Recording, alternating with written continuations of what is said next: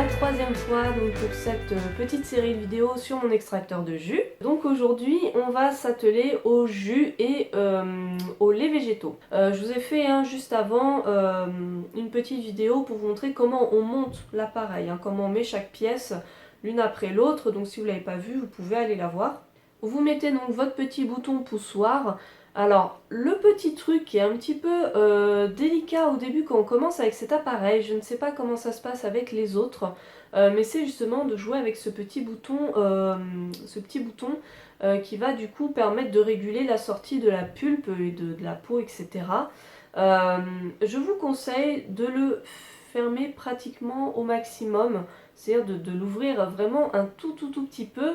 Et puis selon comment ça sort, de l'ouvrir un peu plus ou de le fermer, ça va vraiment dépendre du fruit que vous allez mettre. Si vous allez mettre des pommes, franchement, il n'y a aucun souci, quoi. Vous l'ouvrez à la moitié ou aux trois quarts et le jus part bien dans le saladier en verre. La pulpe va bien partir dans le petit toboggan, comme je dis. Il n'y a pas de souci. Après, si vous mettez genre des agrumes ou autres, ou du raisin par exemple, donc ou de la pastèque, on a mis de la pastèque aussi un jour, c'est des fruits qui ont vraiment beaucoup de jus. Du coup le jus il a tendance un peu à partir partout et du coup à partir dans les déchets. Le bouton poussoir vaut mieux le fermer au maximum et en fait quand vous avez fait 3-4 morceaux, l'ouvrir un petit peu pour enlever la pulpe, hop, refermer. Vous voyez, l'ouvrir tous les 3-4 morceaux. Si vous avez des fruits un peu trop gorgés de jus. Alors bien sûr vous pouvez mettre les fruits avec leur peau. Bon, le mieux quand même c'est qu'ils soient bio, parce que sinon c'est quand même dommage. Mais surtout voilà, s'ils sont bio, c'est vraiment l'occasion de mettre la peau avec, parce que vous allez pouvoir avoir toutes les vitamines et les nutriments, donc ça c'est génial.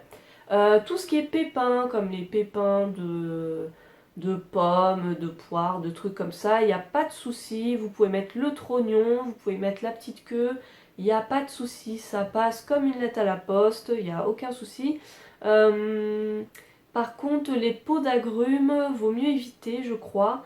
Ouais, je crois que la machine, elle aime pas, mon chéri m'avait dit ça. Évidemment, tout ce qui est noyau, à enlever, évidemment, parce que ça va abîmer les engrenages, à ne surtout pas mettre. Rien à voir avec les pépins, pour le coup. Alors, vous allez pouvoir voir quand les engrenages broient les fruits et les légumes, vous allez voir que ça, petit à petit, voilà, ça passe entre les roues et puis ça se déverse dans le récipient. Généralement, voilà, ça peut arriver qu'il y ait un petit peu un encombrement, on va dire. Donc vous voyez très bien qu'à la moitié de votre cheminée c'est rempli de jus. Vous attendez tout simplement que ça coule petit à petit. De toute manière, le mécanisme est lent exprès, mais quand je dis lent, ça va c'est très rapide de faire un jus, il n'y a aucun souci. En ce qui concerne les laits d'oléagineux, ça c'est vraiment sympa de les faire soi-même. Moi, je les fais pas trop moi-même parce qu'en fait, ça se garde vraiment pas longtemps. Moi j'ai toujours peur en fait de devoir le jeter. Voilà, je préfère les acheter. Enfin, c'est très bête ce que je suis en train de dire. Faudrait peut-être que je me familiarise un peu plus avec tout ça au niveau des quantités, parce qu'on a tendance à en faire vite beaucoup.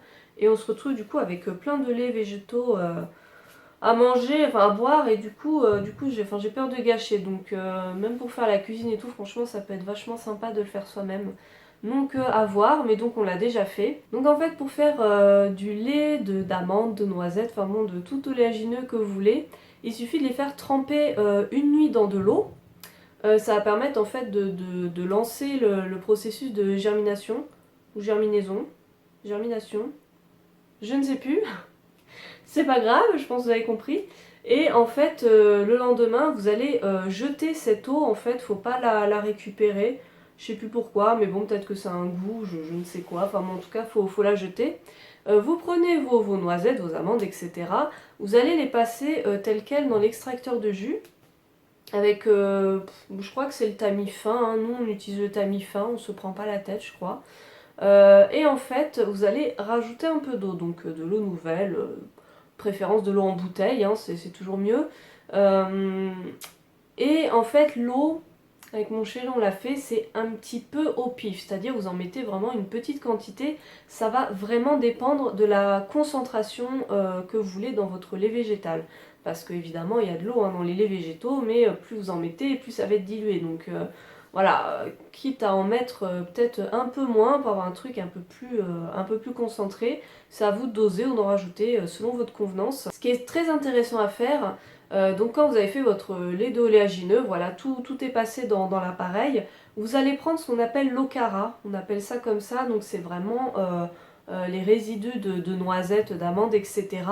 Et vous allez les passer une seconde fois dans l'appareil, parce qu'il y a toujours un petit peu de liquide qui reste, et donc c'est très intéressant de pouvoir les repasser une nouvelle fois, et là vous allez encore en récupérer.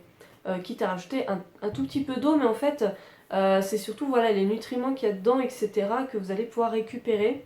Ce qui est intéressant, encore une fois, c'est que ce fameux okara qui va vous rester donc dans le bol à détritus, hein, mais du coup c'est juste, de l'amande, des noisettes, des noix de cajou, vous allez pouvoir le garder pour en faire des gâteaux, pour en faire ce que vous voulez. Du coup vous pouvez très bien le mélanger à une pâte à gâteau, dans des cookies, dans ce que vous voulez. Donc on appelle ça l'okara, et il y a plein de gens qui s'en servent pour cuisiner avec. Donc voilà, je ne peux que vous encourager à le faire. Moi je l'avais fait, alors si vous ne l'utilisez pas tout de suite, comme du coup c'est humidifié par l'eau, ce que vous pouvez faire, j'avais testé, c'est de mettre ça dans le four, en fait, sur la plaque du four, et de faire sécher en fait à très faible température, parce qu'il ne faut pas que ça cuise, enfin c'est pas le but, mais vraiment juste pour le faire sécher, pour pouvoir le conserver pas longtemps, hein, pas longtemps, mais si vous dites que dans la semaine vous voulez en faire un gâteau, ben voilà, au moins ça va pas pourrir, enfin voilà. Pour terminer sur les fruits et les légumes, donc je vous dis vous pouvez mettre à peu près tout ce que vous voulez. Il faut savoir donc qu'avec les fruits qui sont très riches en eau, donc je vous ai dit les agrumes, les pastèques, les melons, je ne sais pas, hein, voilà, il y a plein de fruits comme ça qui sont très gorgés en eau. Ce qui est intéressant de faire, c'est de le repasser une seconde fois.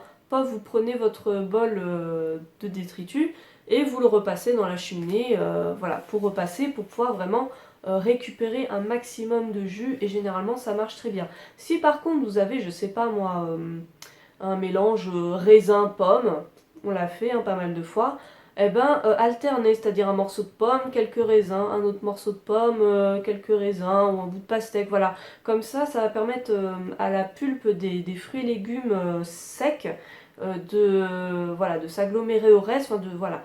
Comme ça le jus va pouvoir bien passer dans le trou. Que de vocabulaire, mais c'est fantastique. Si vous avez d'autres astuces hein, pour vous faciliter la vie, n'hésitez pas à les mettre en commentaire. Il y a peut-être des trucs auxquels je n'aurais pas pensé. Mais voilà, ça c'est le principe pour se servir de cet extracteur. Donc j'espère que ça vous aura permis de voir un peu comment on s'en sert. Et je vous retrouve tout de suite pour une autre vidéo où je vous montre comment nettoyer la machine. Parce que ça aussi, hein, ça peut motiver ou pas l'achat, de se dire est-ce que je vais passer 15 ans à le nettoyer ou pas. Donc je vous dis à très bientôt, salut!